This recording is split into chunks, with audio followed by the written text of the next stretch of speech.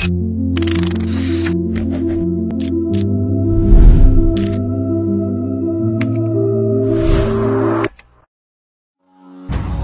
mo sa hangin, tumindig at magsilbing liwanag.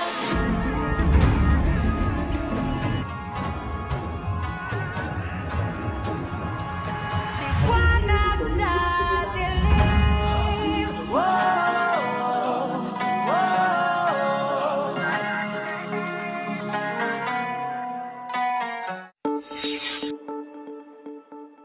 Hindi po. Hindi po. Hindi po.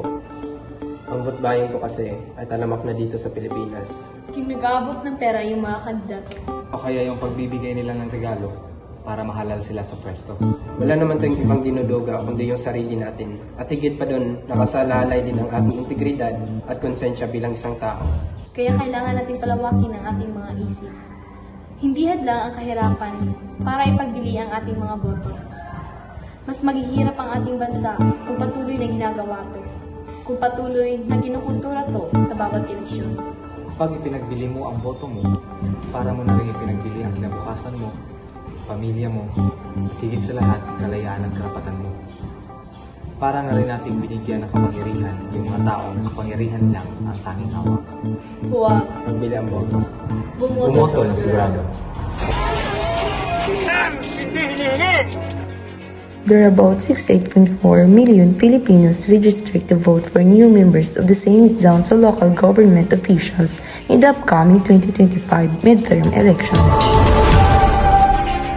Data from the Commission on Elections, COMELEC, shows that the total number of registered voters for this year's elections has reached 68,431,965.